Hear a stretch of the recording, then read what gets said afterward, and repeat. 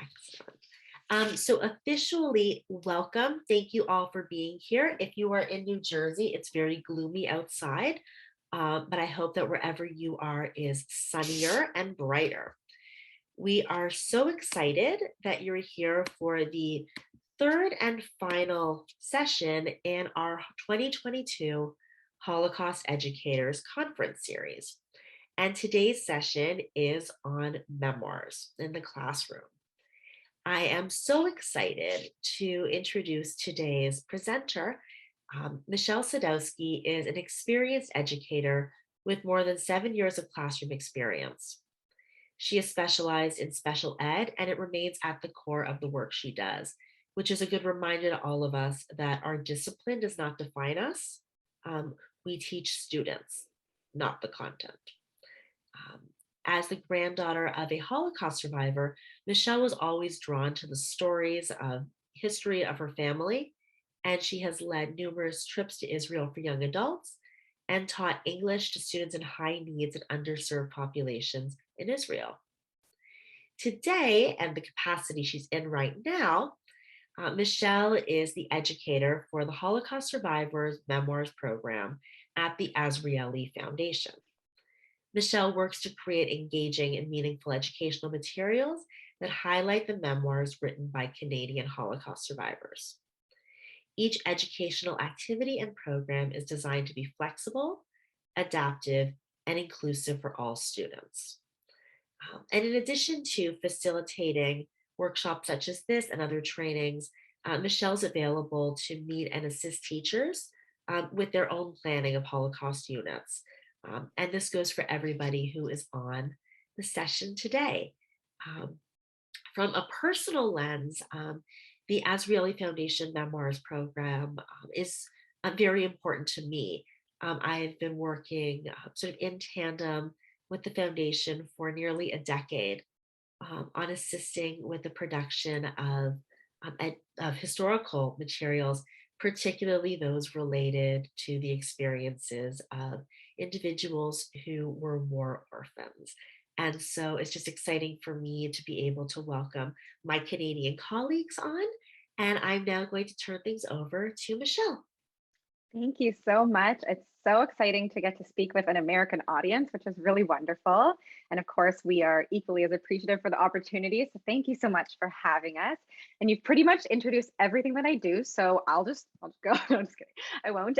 But I'll start with a little bit of an introduction about who I am, who we are. And then I'll talk about one of our newest resources, which is called The First Step. And that's a really great tool for educators that I'll dive into a little bit about, not too much detail, but just enough. And then we'll talk about recollection, which was really the big reason why I'm here. And then lastly, I'll sort of dip your toes a little bit into the other materials that we offer that are available to anybody who's ready and willing to teach about the Holocaust to students in their classroom. So first, just a little bit about me. I know that Adara gave such a great introduction about me already, but this is my beautiful family. I live currently in Toronto. I've always lived in Toronto, born and bred. I have been an educator for now 8 years, but I've also had several roles within that. I've taught everything from JK to grade 6, and within that as well, I've also done special education and general studies classroom work as well. In total, my amount of time working with students and children is over 17 years, which is like crazy every time I think about that, but it's really been a passion of mine for as long as I can remember. And I started as a young teenager, so that's really something that's always been a part of who I am. And as I mentioned, my areas of sort of that I specialize in are literacy and special education for elementary, and it very much does follow me with everything that I do. And so every program that we come up with, every lesson, every tool that we design, that's always sort of at the base of what I think about, so that we can access every student whenever we create a material for them. And lastly, as Adara mentioned, I am a granddaughter of a Holocaust survivor. Unfortunately, he passed away about 10 years ago, but luckily I was able to convince him to get his story recorded in a 4-hour testimony that is available at USC. It was donated by the person who did the recording for him. And that just, got me so into learning about my family history, digging deeper into the Holocaust in itself. And that's always just been a personal passion of mine. So now I'm very fortunate where my personal passion and my profession have now met and created this beautiful hybrid in this role that I'm in with the Azrieli Foundation.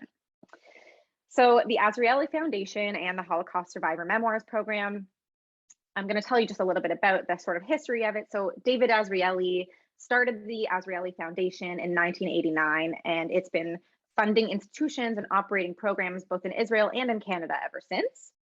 And the Holocaust Survivor Memoirs program was established in 2005 with the main goal of collecting, preserving, and sharing the memoirs that were written by survivors of the Holocaust, specifically who came to Canada after the war at any point. David Azrieli himself was a Holocaust survivor, and once he, felt that he was in a space to share his story and write his story, he himself felt liberated again. And so this sort of was the inspirational piece for how the memoirs program came to be, so that he could provide that opportunity for others to do the same. Since then, we've published the stories of 121 authors. It's really incredible the amount of stories and the variety of stories that we were able to release. There's been over 390,000 copies of those memoirs distributed, all free of charge to Canadian teachers and students. That's sort of one of our big mandates, is that all of our resources are free for educators and students. We are a nationwide Canadian program. Obviously, we're making a bit of an exception because we love, Adara and the work that she's doing. And so we are available to make what we can available. But we are fully bilingual in English and French for anybody who happens to be with French speakers. You're welcome to present those materials as well. And a last little note sort of about how our memoirs are published and the sort of the requirements for what allows us to publish a memoir. There's two sort of requirements that they must fall within. First, they must be written by the survivor in their own words. So it can't be sort of a child of a survivor writing the story after the fact. It has to be written by the survivor or very much alongside the survivor in their own words. And it also must be written by a survivor who did at some point come to Canada after the war. So those are the two requirements that we have. And lastly, like I mentioned, everything is free and downloadable, and all of our digital resources are available on our website for educators and students. So I'm going to dive into a little bit about the first step. So I believe that Adara was able to send you the first step in advance, which essentially the first step, I won't spoil it for you. So I'm going to show you sort of a little preview promo video. It's super embarrassing. It was a promo video that was taken to go on Instagram, but it does kind of give a little taste about why the first step is such a wonderful resource for educators right now.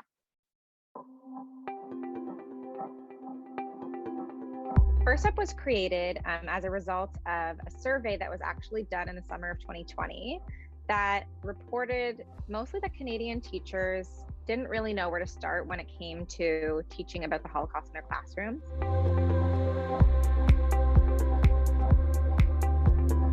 The document provides really excellent resources, curated resources that they know they can use and trust and rely upon to bring forward to their students. And the other piece is that the document itself provides tangible takeaways. So it's not just a guide for them to read, it's actually an interactive resource that teachers can create useful pieces of information that they're going to bring directly into their classroom.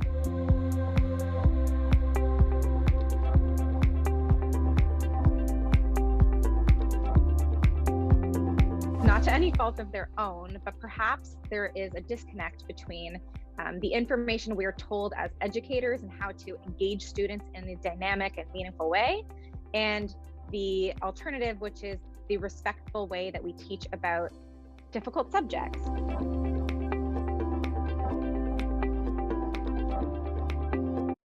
So that was just a little bit of a taste of the first step, but really, the first step is exactly that. And this is why we kind of named it that. It's the first step of many that any educator that teaches about the Holocaust is going to likely take.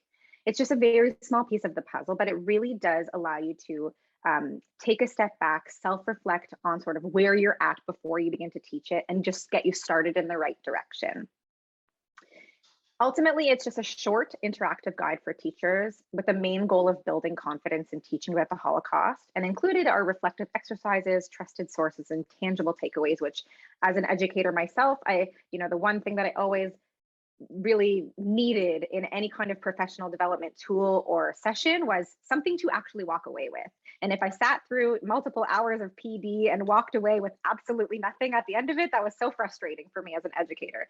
So when I would walk into, when we sort of started the planning process for the first step, or when I came into this piece, I was like, the teachers need to walk away with something useful. And that was really something that was at the core of this piece.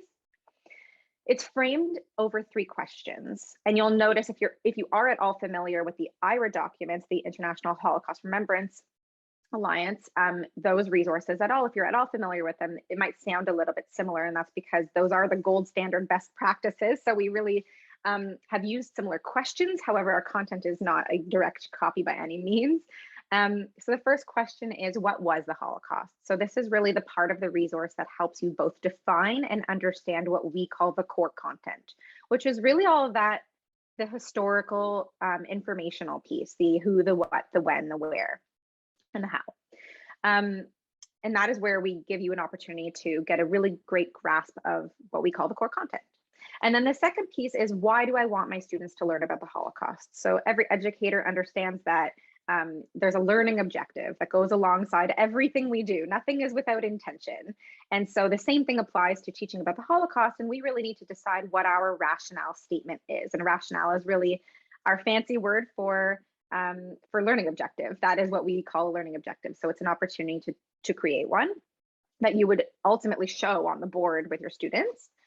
And the last piece is the how. So it's, how do I safely and respectfully and successfully teach my students about the Holocaust? And this is where we kind of get into those do's and don'ts. We select content in a way that is appropriate, and we establish a methodology that makes sense in that context. So the first piece, we talk about what was the Holocaust. And in that document, you'll see that there is this page on the right of the screen. It looks like this. It's called the core content page. And that is really an overview, this overview of the entire scope and sequence of all of the topics one could cover. And by no means are you expected to cover all of this in your classroom. That would probably take far more time than any of us have. But the idea is to get a sense of the scope and sequence of the Holocaust and everything that falls within it over the timeline, so that you can discover the areas that you need more information on. You can decide which of those topics you want to include in your classroom, or which topics you want to exclude from your classroom, depending on which grades you're teaching or which specific themes you want to focus on. But it just gives you a good sense of, what do I need more information on? And then you'll notice underneath it that there are resources, direct links to resources that we've kind of noted as, these are great resources that you can trust. These are great ones that we really love to use. Some of them are a bit more general, but they are very student friendly in the sense that you're not going to an encyclopedia type of, adult language. You're looking at something that you can easily translate into a resource for students. And even some of them have videos, some of them have interactive maps, some of them have timelines that are really great tools that you can use in your classroom if you so choose. And then the next piece that kind of goes along with this, and we're not going to do this together today, although we do offer the opportunity for, guided workshops where we can go through this more slowly and together. But the idea is that you work to create a definition that you'll actually present to your students using the core content that you have, with the framework of including certain elements. So you want to ensure that your definition does discuss Nazi ideology, that it does discuss the particular victim groups, it does mention the timing and the geography, and it does make the obvious connections between the Holocaust and World War II. Those are sort of the pieces that we said should really be included. And also on the core content page, you'll notice in the center that there is our definition that we've created. There are so many definitions out there, and each of the resources that we've included below all have their own definition as well. This is ours, it's one of many, but it's a really great one to, if you want sort of an example of one to go and look at. I'm not going to read it for you all right now. No one needs to hear me read out the definition, but this is a really great definition of the Holocaust that you could use as sort of a sample, or as sort of something to a model for one to go based off of. You're also welcome to use it if you want to just use this one in your classroom as well. So we move on to question 2, where we start to talk about the why. And this is where I talked about that learning objective piece. So we talked about a rationale statement, and there are certain considerations that we want to keep in mind when we're creating a rationale statement. The first is that we want to balance the goals of learning about the Holocaust and learning from the Holocaust. When we learn about the Holocaust, we're really learning those facts. We're learning the who, the what, the where, the when. And when we're learning from the Holocaust, that is where we're sort of deciding, okay, now what do we want to do with all of this information? What kind of meaning do we want our students to take away from it? And there is, there is a right and a not right way to do that. I'm not going to say wrong, but there is a right and a less right way to do that. One of those pieces is that we want to avoid prioritizing an emotional response. Often there's this idea that if our kids are crying, they're learning. And that's not necessarily the way to deeply engage students in understanding about what the Holocaust was and what does it mean today to learn about it. So often, we jump right into it in this way that doesn't bridge it for them in a way that allows them to process what they're understanding and then make meaning of it. And so when we prioritize that emotional piece, we actually drive away from the learning. So that's something just want to keep in mind. And then sort of jumping into this next point, we guide students to make meaning rather than just drawing a direct lesson from the Holocaust. So often we find that in certain scenarios, teaching about the Holocaust is used as a way to teach about bullying. And those two things are not directly connected, but in those situations, there is a direct line being drawn between lessons from the Holocaust and something in modern day. And we don't want to draw direct lines between those two things. Rather, we want to encourage our students to make meaning from, it really depends on what the unit is that you're covering or what the theme is that you're focusing on, but really we want to guide our students to make meaning from those elements. So really you'll take an opportunity to figure out your own rationale statement. I do have a sample of one that we'll talk about in just a second. So if you're curious about what a sample rationale statement might look like, I have one coming up. So this is one from our most recent program that we released called, is about rescue and the righteous among the nations. And so everything that I've highlighted, I'm very type A, so I highlighted things in colors for you. The blue highlights are really about like the verbs, the levels of understanding that students are getting at, and the green is more the subject matter or the content being covered. So students will learn about the Holocaust. They will gain a comprehensive understanding of what the Holocaust was, where and when it took place, who was involved, and why and how it unfolded as it did. So you can understand, like I mentioned before, that learning about the Holocaust is very factual. There's not such deep learning coming from that. It's more just the historical context.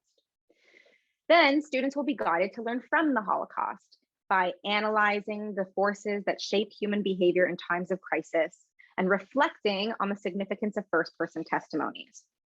So the part was sort of twofold, where first it was about understanding about human behavior and understanding and being able to apply that understanding to become a responsible global citizen.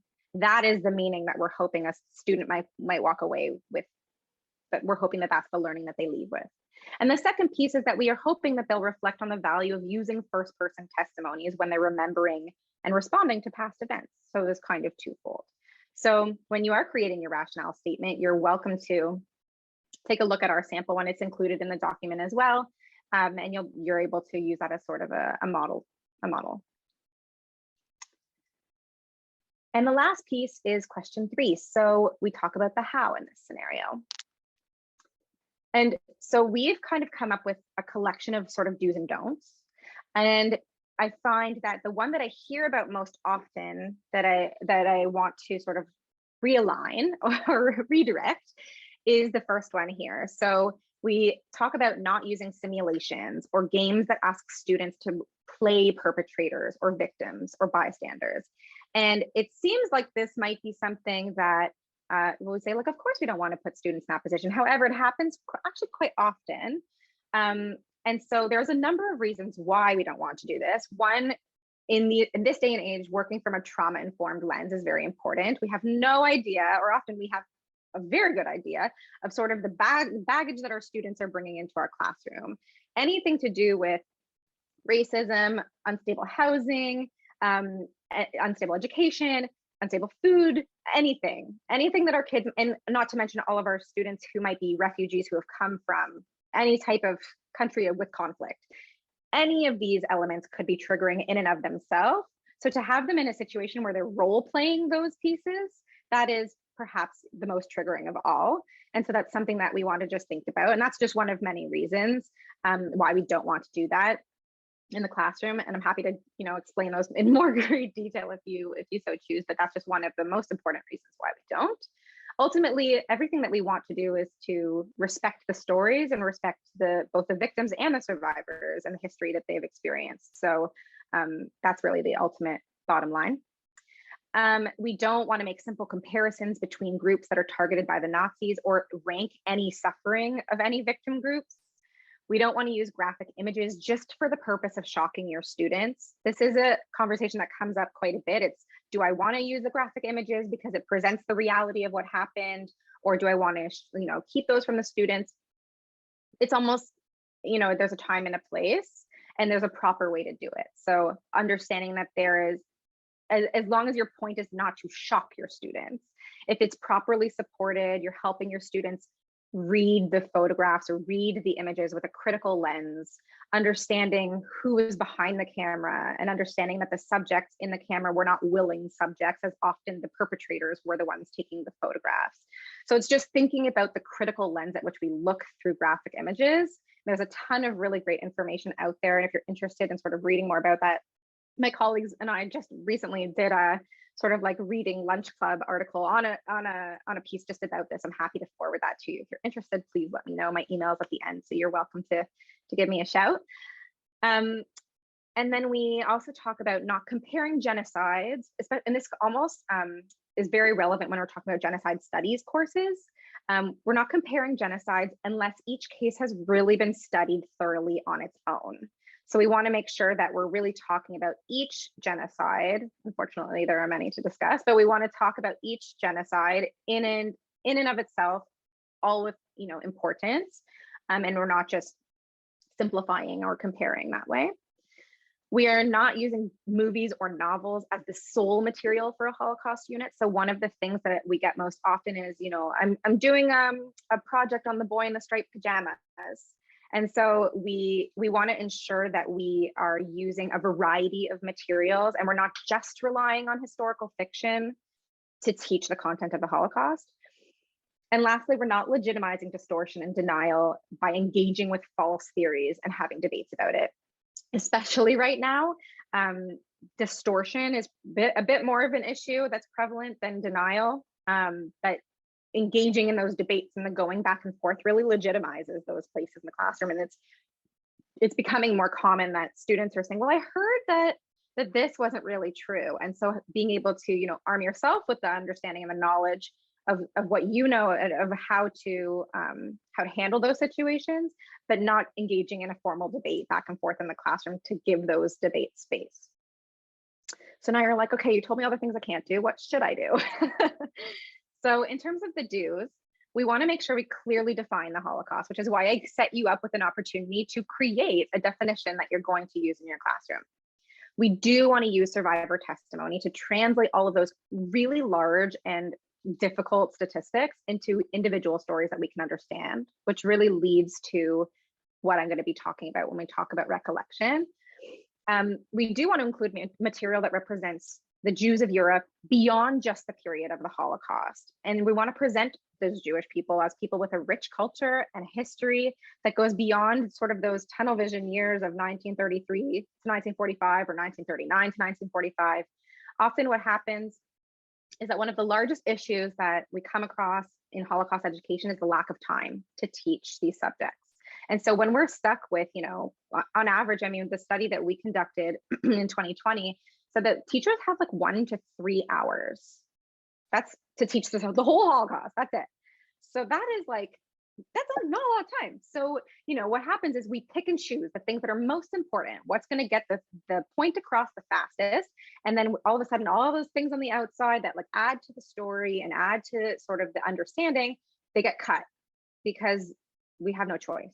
And so the idea is that we do our best to sort of present this timeline that really does expand sort of beyond just those years as much as we can. But if we go into it with that mentality, we can include that in the things that we do. And recollection, which I will show you, is a really great way to do that.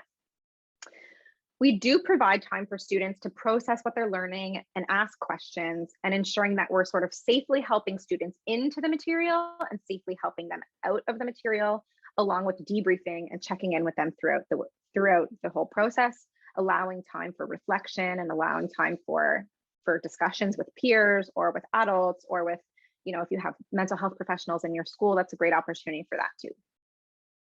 We do want to discuss the complexity of the history. It's not a simple history. The timeline is complex. And so we don't want to simplify it as much as we can, discuss sort of the things that make it, so particular. That is as much as we can do that, we hope to. And lastly, we want to teach students to critically evaluate internet sources.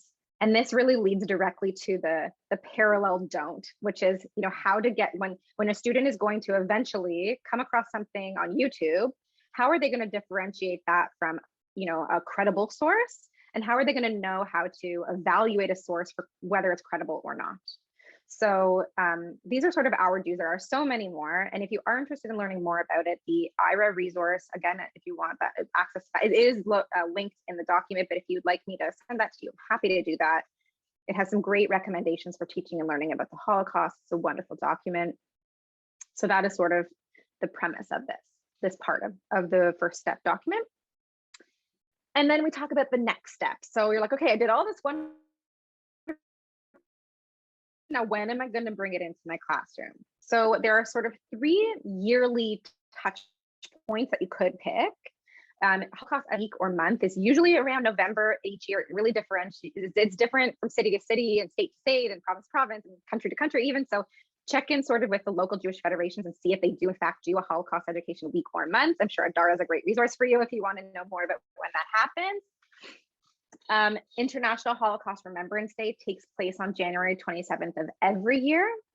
And Yom HaShoah, which is Holocaust Remembrance Day in Israel, that takes place, it's a little bit, the date changes a little bit every year, but this year coming up, it's Wednesday, April 27th into Thursday, April 28th. Goes sundown to sundown. So those are sort of three touch points where you could choose to bring it into your classroom in a way that makes sense with sort of world events. But if you're looking for just a general curricular connection, it can come into literacy if you're talking about sort of memoir as a literary genre, or talking about it as a read aloud and doing oral comprehension, or a text study and doing something like literature circles, or even media literacy where you can work on some critical analysis skills. And the obvious place where it comes into a lot of classrooms is the history and social sciences and social studies pieces. And then lastly, there's also the subjects of humanities and law and civics and world issues and genocide studies, and even just general character education. So there's lots of places where it can totally be brought into the classroom in a natural way that makes sense. But those are just a few ideas of how to do that. So before I continue on, if there are any sort of major questions, I'm sorry, I'm speaking so fast. I just saw all of your messages. I will slow down, I apologize. So before I continue, if there were any specific questions about the first step, I'd welcome you to write them in the chat, or you can again take down my email afterwards, and I'm happy to answer your questions at the end. If you have an opportunity to walk through the resource on your own and you want some assistance going through that, I'm happy to help you. So as I mentioned, using firsthand accounts to learn about the Holocaust is one of the most important ways that we do that. And Recollection is our resource that we've created using our database of survivor testimony. I'm going to show you a little bit of preview of it, and I will give you an opportunity to sort of play around with it on your own. I really think that during any kind of PD session, it's important that you have time to actually engage with the material that we're showing you. So I'm going to give you a little bit of time to listen to some testimony and read some testimony and just get to know the platform a little bit, and then we'll come back together. The key, really biggest thing to note is that it's free. It's accessible on our website. You don't need to have any other resources if you don't want them besides the website itself. And I will Sorry, there was one question. I'll come back to this question at the end about the curricula. Okay, so I will put the, actually, if I will, give me 1 second. Let me just do this quickly. I meant to do this before, but I'm going to put the recollection link in the chat for you.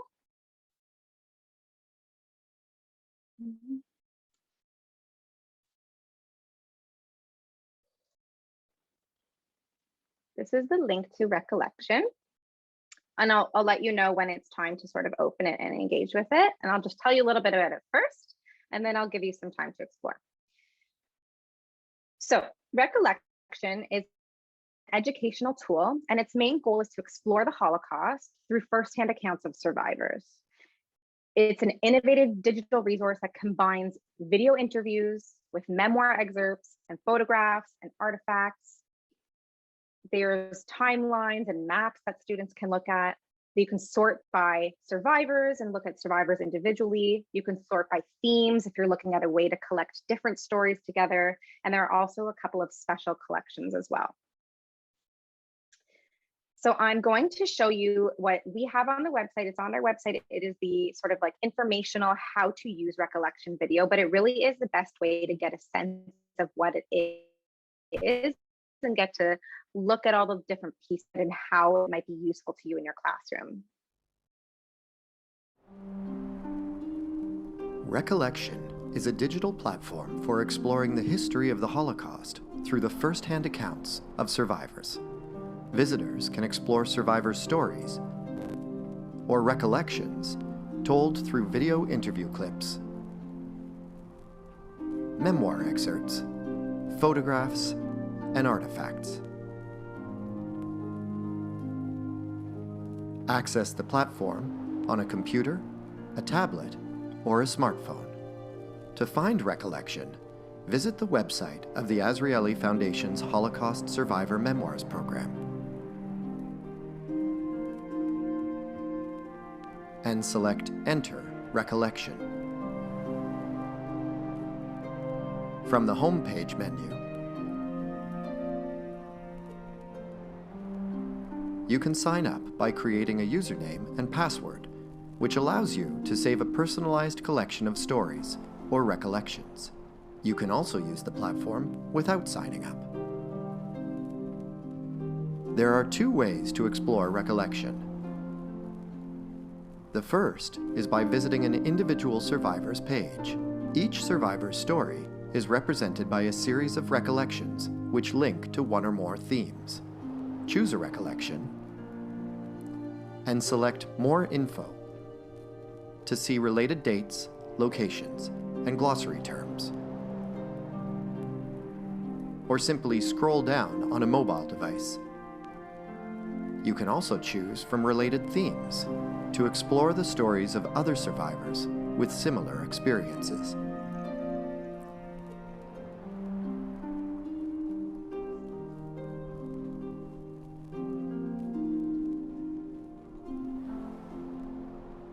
The second way to explore recollection is through themes. All of the stories in recollection link to 16 common themes covering the most important aspects of the Holocaust. View a theme to see which survivors have related stories.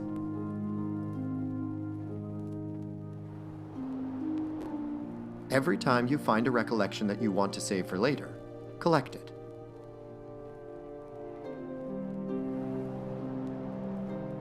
Each story that you collect is added to a list in My Collection.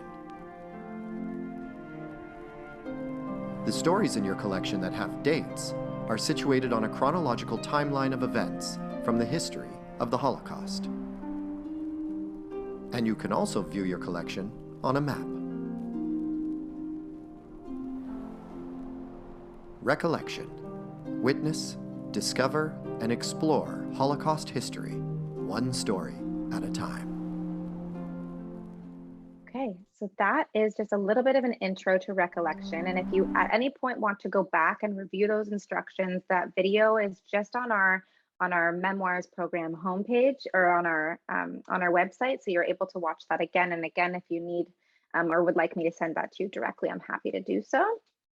So recollection, and just sort of some ideas just to inspire you of ways that you might decide you want to use it in your classroom. The first way is the way that we often, I would say, see it maybe most often, is that you're exploring recollection alongside the study of a memoir. So if you've chosen a particular story that you wanted to learn about in the classroom or a particular group of stories, you could use recollection as a supplementary resource that goes, directly in line where students can actually see and listen to the survivor that they're learning about. Or you could just use it to learn about different individual stories. It doesn't have to be alongside the study of a memoir. Unfortunately, most teachers don't have the time to read a full-length memoir in their class, so this is a really great way to bring it in a way that is a bit more succinct. You could also use it to explore specific themes. So as I mentioned, you can organize the content by themes, and some of those themes, the examples of them are pre-war Jewish life. So when I mentioned talking about ensuring that we're including stories about pre-war Jewish life, many of the survivors in their memoirs and in their interviews talked about what life was like before the war.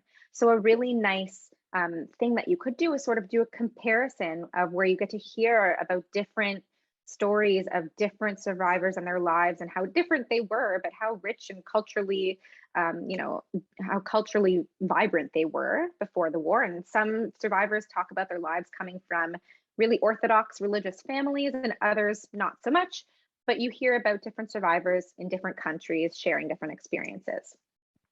If you were choosing to focus on a topic like hiding, or rescue, or resistance, there are topics that tie stories together that way as well.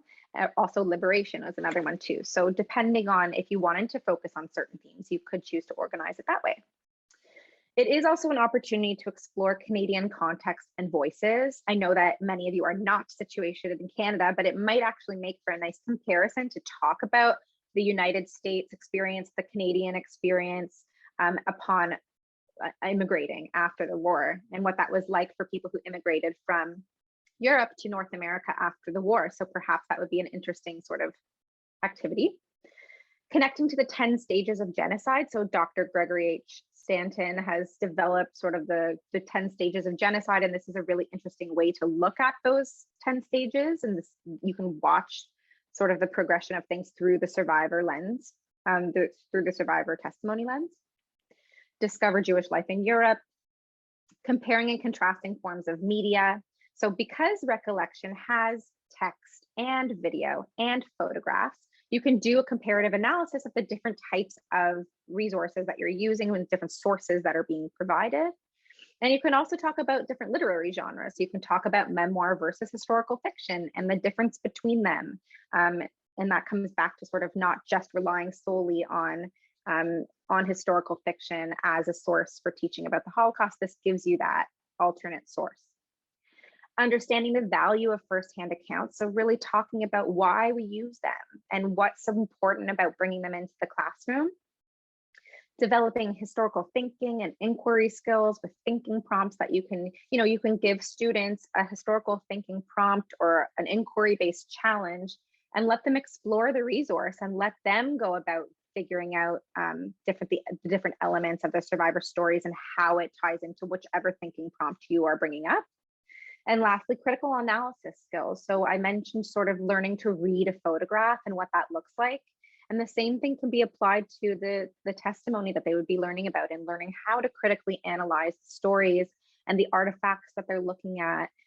There's some really amazing artifacts that are included in photo galleries on the website. So I definitely encourage you to explore that. So this is sort of like a mini example of the 4 different types of content that you would see. There's the excerpts, the video interviews, the photo galleries, and the artifacts. And I was just going to click on one of them so you could see sort of the piece here. So here it takes us to an excerpt from Mugette's memoir. This is the actual content from her memoir directly within the website. And it's just an excerpt. So if you're not looking to include, an entire memoir in your classroom, or that's just not feasible, then these have excerpts. And so that's a nice way to get that personal firsthand account without the commitment that's necessarily associated with an entire memoir and bringing that in. The other piece, which I'd love to show you, is the photo galleries. So I know it's a little bit blocked off, but the photo galleries are incredible because you get to see, this is her Mugette's yellow star that she wore during the Holocaust. When she does a survivor presentation for students in the classroom, she holds up her star and shows the students the star from her story. And this is an example of an artifact. So this is a document that had in French the word Jew on it. And so this was her document that she was able to recover after the war. Or sorry, this was her grandmother's document, an identity card. So that is just a little bit of an example of what sort of the features are that you have access to on the website. Now we're going to take a little bit of time. I'm going to give you guys an opportunity to open up the website, go and check out some stories, go and check out some the timelines, and you can collect a timeline. Just I will remind you that if you want to collect items onto a timeline like we saw in the instructional film, you do need to create a login. It's very quick. You can use a Google email or a regular email to do it. You don't have to do anything other than that, but you do need to create a login in order to save things to your timeline. You don't get any emails. There's no like promotional piece to that. It's really just to save your content for yourself. You can check out the survivors, the themes, the special collections, and just take, let's call it, I don't know, like maybe 15 minutes or so just to sort of explore. I'll be here if you want to sort of chat and turn off your mic and ask me questions or anything like that. But I do encourage you to just take some time to really see what is available to you. So we'll reconvene maybe at 5:30. I'll check in and see where we're at. And then if you have any questions to answer, I'm here while we do that. Great. And one thing that I wanted to add, especially for the New Jersey teachers who were on today, we are very, very lucky that, as Michelle said, ordinarily this work and the resources are relegated to Canadian audiences, but the foundation very generously donated approximately, I believe it's 12 classroom book sets to the Holocaust Resource Center. And so these books are available for your classes. This means that there are 30 books per set, and you are more than welcome to borrow these at any time. So if the issue is you want to complement the work that you're doing, with that memoir, but you're not sure how to get it, just contact me and I'll be sure to share the list of the memoirs that we have in our follow-up communication.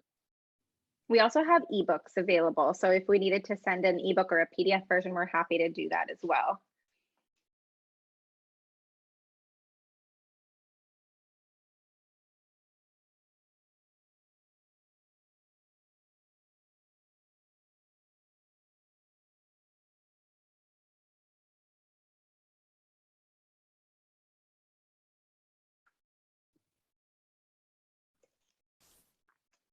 And Michelle, a question that I don't know if this is happening right now. Are there new testimonies that are going to be added over time? Yes, so we are still currently putting out new books. There is a new one coming out by a woman named Dolly Tiger who lives in Israel.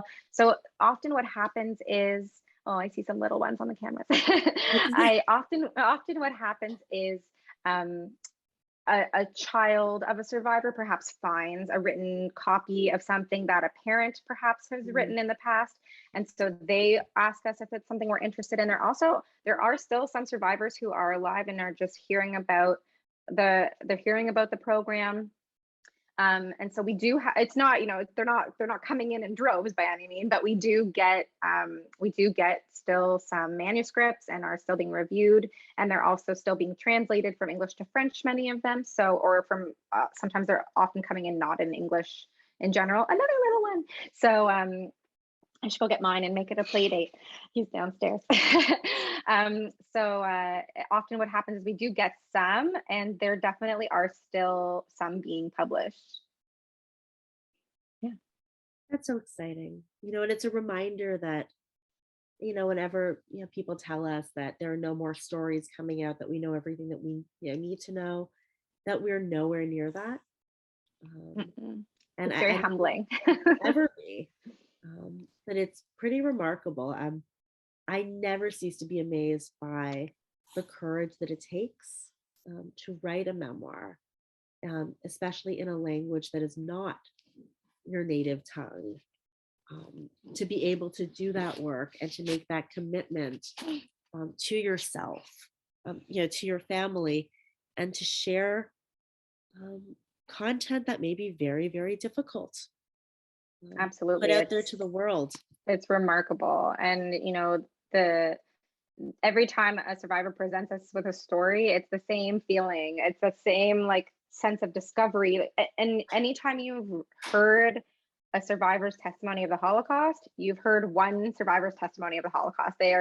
Are never two stories that are the same, and some may interweave, and some, may even conflict. But there are so many stories, and every time I read a story and every time I listen to a testimony, I learn something new, and it really is quite humbling. I mean, I felt going into this kind of work that as the granddaughter of a Holocaust survivor, that I felt that I had a good handle on it, and that I had a good sense of the history, and that I had a good sense of sort of like what happened. And then I entered this role in a professional sense, and I was like, wow, I knew nothing. Like I had a lot to learn and still have a lot to learn. Like my learning is very much not even close to over. I don't think anyone's is, and that's why we can sort of always better ourselves in this capacity and better ourselves as educators. So I think that it's quite remarkable to continuously listen to and hear and read and watch stories, to really better our own understanding in some sense. And Tamara, I don't know if I can't see you right now. But if you are there, I would love to know if there are any similar models or programs that work with survivors to document and publish their memoirs in Argentina, if that's something that you're familiar with. Hello. Yeah, I don't know exactly like this one, like this web page, but there are some foundations here, and we have the Holocaust Museum here in Argentina too.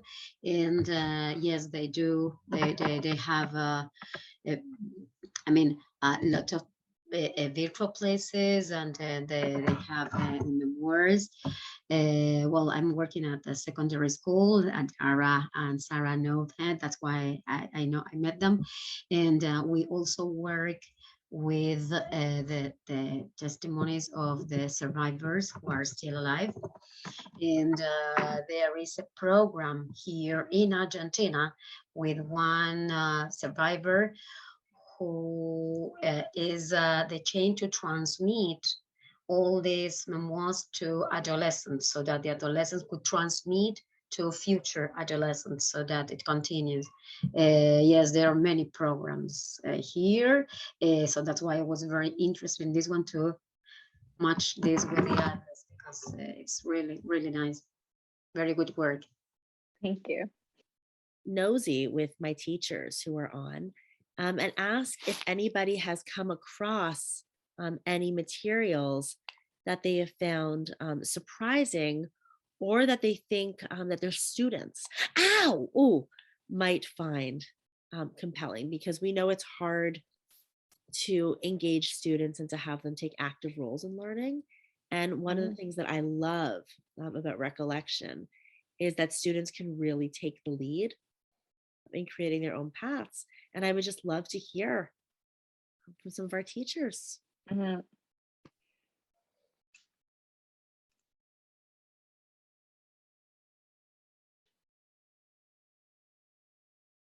Hopefully everyone's just deeply engaged in listening to testimony.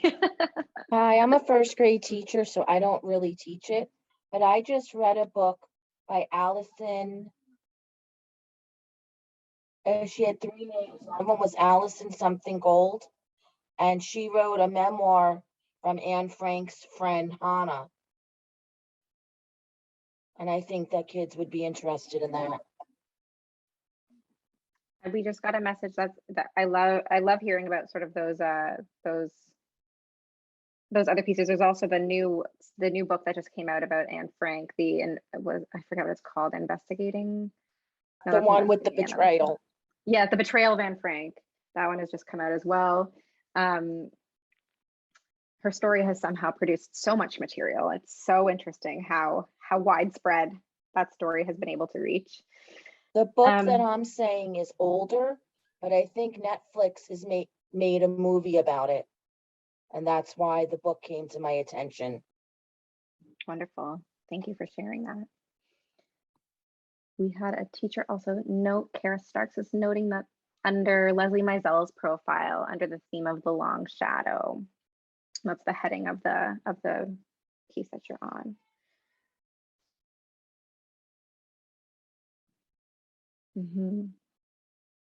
Yes, that's the best part about recollection, is that there are absolutely connections to other themes. It's, you know, more than just listening to a story and checking off the box of yep, okay, I did it. I listened to survivor testimony this year. Like, then there's so many pieces that are bigger than just the technical aspects of learning about the Holocaust. And there are parallels, absolutely. And one of the actual most common questions we get, or one of the most common situations in which a school reaches out to us, is whenever there's an anti-Semitic event that happens. If a student drew a swastika on a bench at the park outside the school, and then all of a sudden, you know, everyone kind of goes into a state of panic and they write us and they're like, help, we've had an anti-Semitic incident. And we talk about how, of course, we're here to help. Of course, we're here to give you our resources, and we're happy to do that for you. Holocaust education is one piece of combating the very large problem of modern day anti-Semitism. It is not the solution, but it is one of many pieces. And really the biggest piece that ties with that is talking about the Holocaust in terms of the history of anti-Semitism, its place in history long before the Holocaust. That's why it's so important to talk about before the years of the Holocaust, its place during the Holocaust, which of course is arguably the largest example of anti-Semitism, and then modern day examples of anti-Semitism. And those can't necessarily be taught just by talking about the Holocaust. That has to be taught in a more like modern critical lens that we don't offer, because that's not really our space. But that is really the biggest piece that we get, is sort of a panic of help, somebody drew a swastika on our school and we need to figure out what to do about that now. So it really is a conversation about the parallels that can be, the parallels about what's happening in the world and the history of where it comes from, and sort of the fundamental learning that does take place about human beings and human beings in times of crisis. And it's not just one stop along the way. You're absolutely right.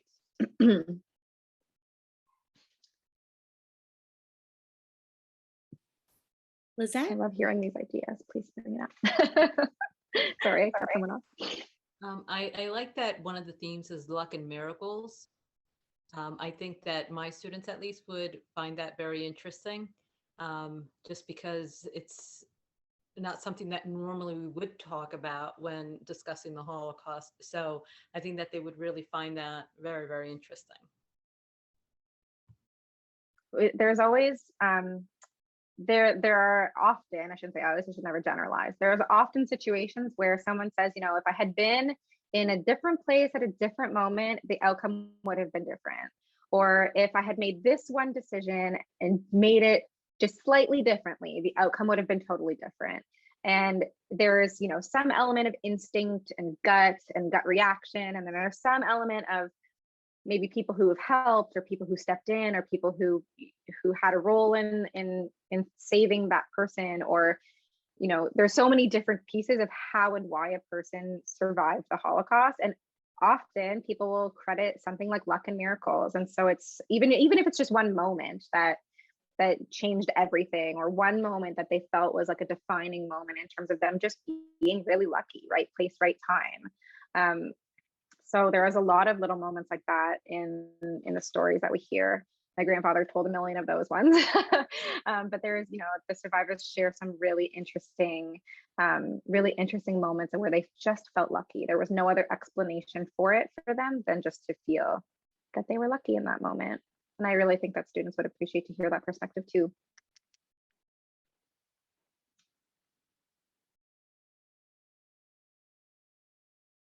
I see there's a hand up. Did you want to ask a question? Lisette?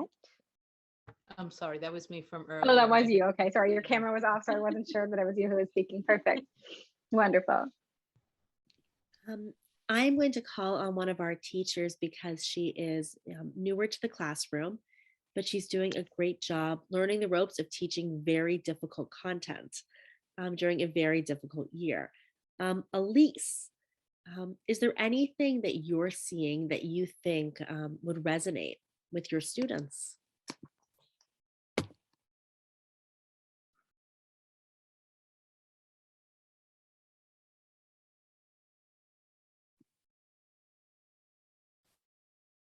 Not to put anyone on the spot. When you're free, Elise. We're going to wrap in just like a few minutes anyway. So take a couple more minutes. If you guys desperately want a few more minutes after that, please just write in the chat. Let me know that you're like deep in something and you need a couple more minutes. But otherwise, we will come back together in about 2 minutes so that we can sort of finish off. And I can let you know all of the other things that we offer that you can use in conjunction with recollection. So take the last few minutes to sort of finish up the last excerpt or clip that you're watching or listening to, and then join us back here for the last little piece.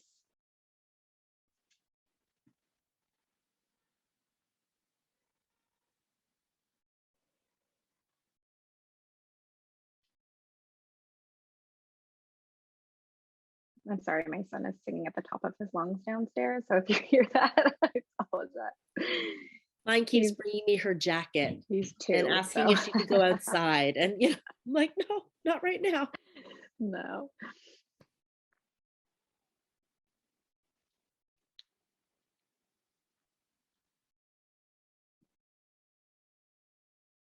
Okay.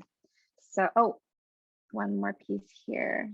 Oh, I got a private message about how children can relate to their grandparents' Holocaust. Number tattoo. Interesting. Okay, thank you for sharing. I look forward to looking at that. So I am going to bring it on back in. I'm going to take an opportunity to talk a little bit about the other materials and other offerings that we provide. Also, again, free of charge and available on our website, all for download. The really wonderful thing is that we do also offer, and I'll talk about this in a moment, workshops. We're right here with you. So it's not that we're just dumping all of these resources on you and saying, have fun. We're really here to sort of walk you through it. I've been working with lots of teachers lately on just helping them refine their plans that they already have in place. And they just sort of, use me as someone to bounce ideas off of. And someone wrote me with an idea for a book that they're using, which the book that they're using isn't as factually accurate. It's a historical fiction book. So I've sort of helped guide them in the right direction of where they could go instead, or how to counteract sort of those pieces that are factually inaccurate. So if you do have some ideas that you want to bounce off of me, I'm happy and willing and able. So in terms of our educational offerings, they are available free of charge. They are available free for download on our website. Of course, the biggest offering that we have are our memoirs. We do have an educator's catalog, which we are revamping for the coming year. So keep an eye out for that. It's going to be a bit more user-friendly in terms of what we need as educators and what would benefit us as educators, as opposed to just sort of like a trade catalog that does list all of our books. However, it's really great in the sense that it tells you sort of the age limits or age recommendations, I should say, on them. It does tell you if there is or is a learn. Sorry, my internet just cut right out. That was it's never, I'm so sorry, but we're in the age of technology and technology failure. So thank you for sticking with me. No problem. So sorry about that. If you wouldn't mind enabling me to share my screen once more. Of course. I just started sweating profusely. I was like panicking. It happens. So sorry about that. Okay, let's get this back on track. We're pretty much at the end anyway, so we are almost there. Okay, and here we go. Okay, So again, recollection, of course, I don't need to go back into detail about what that is. We just spent lots of time exploring it.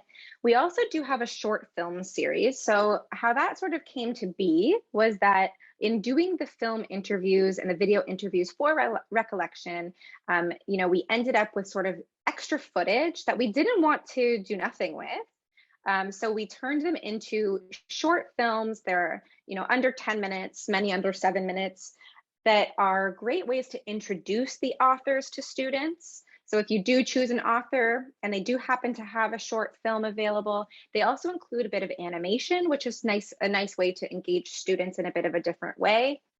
Very respectful and appropriate animation use, of course, but the idea is that you could use it to introduce a specific survivor story in a different way. We also have education programs and education activities. The difference between those two things, the programs are longer, they're a bit more intense, they are thematic, they often go over multiple lessons, perhaps they're more like 4 or 5 lessons long, and they tie together multiple stories over the course of a theme. So we have the new one that I mentioned earlier, our program on rescue and the righteous among the nations. So that is about 3 different authors that is in one of our newer anthologies that just came out. And then we also have one on hidden children, which is excellent if you're teaching those younger grades, because the hidden children's stories are, they're not quite as intense as the ones that do take place in camps and ghettos, especially ones that take place in the more I'll use the word like gory or explicit contexts. So it's a bit more of a digestible way for younger students to access the information. So those are our education programs. And then our education activities are shorter. They're meant to be sort of like one lesson. They often just focus on one particular author, although we do have 1 or 2 that focus on a bit of a more in-depth topic. We have one that's on the topic of Auschwitz, so it does cover more than one story. But the idea is that they're a bit quicker.